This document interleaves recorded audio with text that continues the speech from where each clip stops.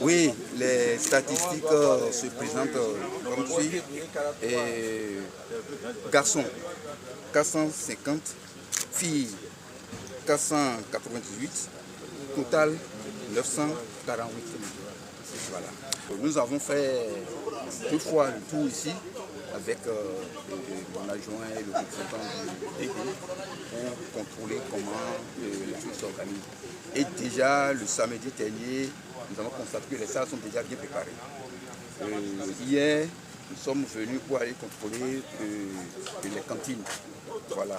Et ce matin, vous avez constaté vous-même que le remplacement se fait de façon naturelle, parce que nous avons reçu des instructions.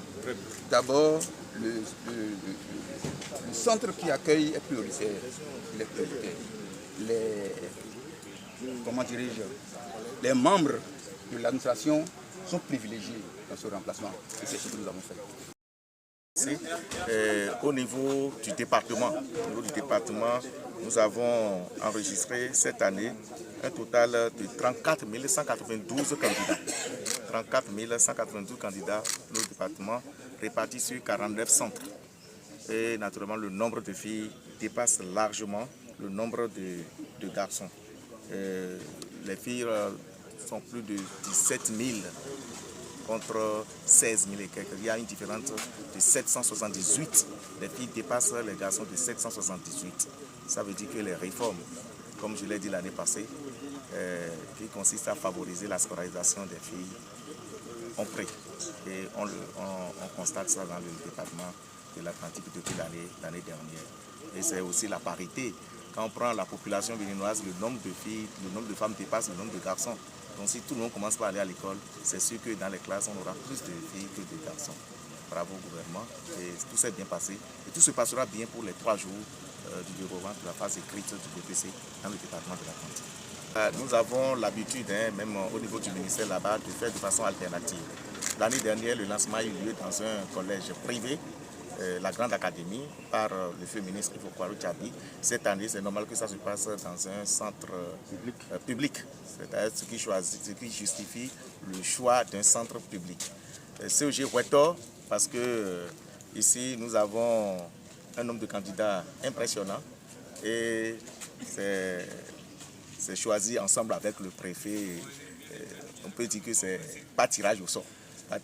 C'est de façon aléatoire que CEG Wetor a eu la chance d'abriter le lancement officiel de l'examen du BPC, 16 de juin 2025. Et je salue toutes les autorités qui ont pris par ici, le CA, la première adjointe au maire, la directrice départementale de la police républicaine, le préfet et toute son équipe qui ont pris part à ce lancement. Et les enfants composent dans la sérénité. Tout se passera bien. L'organisation du BPC, on n'improvise pas. Tout est régi par les tests. Les instructions sont reçues depuis monsieur le DEC et c'est ça qui est mis en œuvre. Aucun chef centre ne fera quelque chose en dehors des tests et ça se passe très bien. C'est seulement l'année dernière que nous avons eu l'innovation où tous les enfants doivent composer en PCT et en plus modèle long, modèle court. Le BPC est unique et voilà. Tout se passe bien. C'est ce qui s'est passé l'année dernière qui se passe également cette année. Sinon, il n'y a pas eu d'innovation en tant que telle. Les parents d'élèves, on les invite de rester à la maison parce que tout à l'heure, vous avez constaté qu'il y a beaucoup de parents qui ont obstrué la voie d'entrer au centre. Leur rôle, c'est de rester à la maison, amener les candidats très tôt le matin et de rester à la maison. Leur présence au niveau des centres gêne un peu. On les invite à encadrer les enfants tout au long de l'année et non venir prier devant les centres de composition. Nous les rassurons, les candidats sont bien préparés. Je profite pour saluer les enseignants et les chefs d'établissement qui ont bien encadré les élèves cette année. Et je suis sûr que les fruits vont tenir la promesse des frères. On aura de très bons résultats.